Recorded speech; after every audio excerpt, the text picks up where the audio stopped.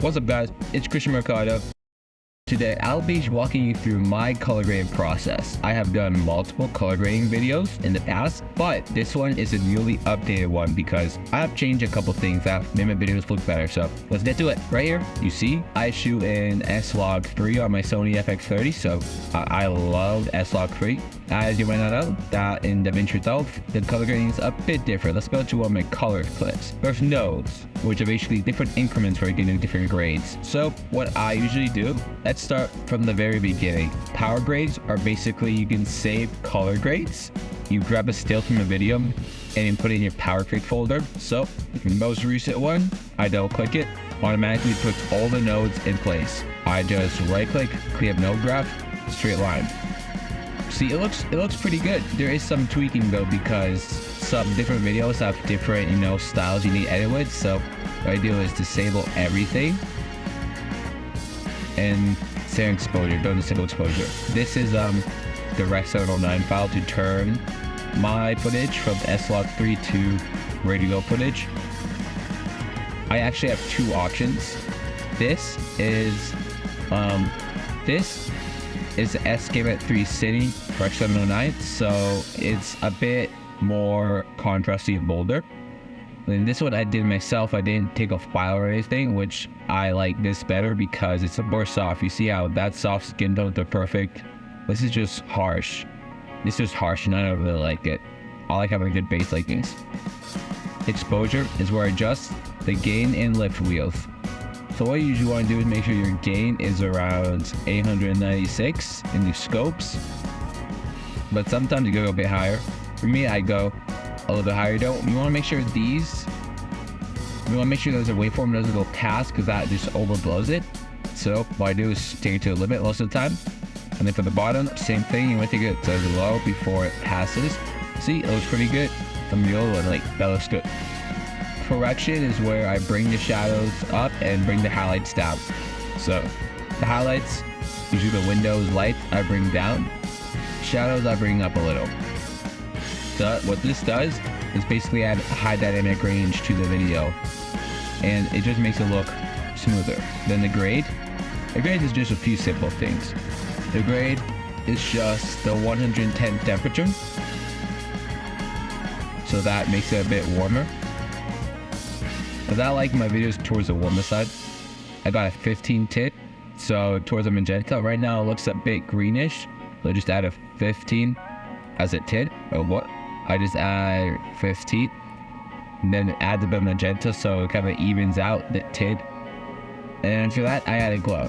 In DaVinci Resolve, there is a glow, which basically adds bloom to everything and makes everything look a bit more creamier. So without it, everything looks pretty good, but with it, the lights bloom more, my skin is more creamier, the image in general is more creamier. That's what I love this.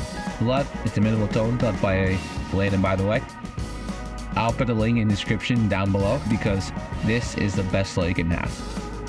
I bought a LUT pack, which comes with like 10 LUTs. So there's the drag and drop LUTs. There's Mineral Tones 1, Mineral Tones 2, all the way to 4. And then there's Mineral Tones Kodak, which is the one I use, which I love that coloration the best. It's just the one that looks the best, in my opinion. And then that's the drag and drop. You can just drag and drop onto your videos to look good. Official LUTs is what you put on when you color grade a bit more. So that's the way I love, that is why I love. And by the way, he has great LUTs. Okay, Dehancer.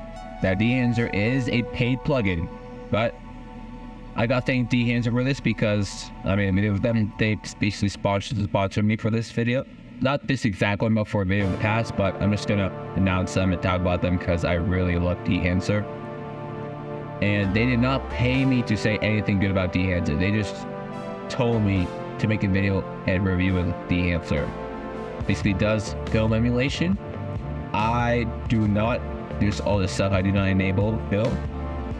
Even though it could look good on certain videos, I sometimes use it, but not on all of that. Then this is kind of my secret sauce, what I do. It's Prism Blur, it's a simple Prism Blur. These are the specific settings I do to make it perfect. The blur strength is 0.252. which is how strong the blur is going to be. You can make it stronger or less stronger. So depending on what you want. The aberration distance is 0.010. That's basically the coloration on the edges you see here. You see how it's kind of blurred, low coloration. Vignette size is 0.1. Vignette sharpness is 5. Aberration strength is 1.0. So you're really guessing this clean image. And as you can see, this is the finished image. This is the before. Looks so flat. Terrible. After. You can see how great that color grade was. And it's really simple. I have the free version of DaVinci Resolve. Everything on here you can do for free. The things that could limit some people are the minimal tones a lot, by the way, the de-enhancer plugin, and shooting in S-Log3. If you do have a camera that's using S-Log3, you could do this, just don't add the Rec 709. It won't look as good because you have the dynamic range, but it will still look decent. The answer is paid. I'll put that in the link in the description down below. And then minimal tones, I'll put the link to that too in the link description because it's my favorite LUT by far that's ever created by humankind. Thanks for watching. Peace.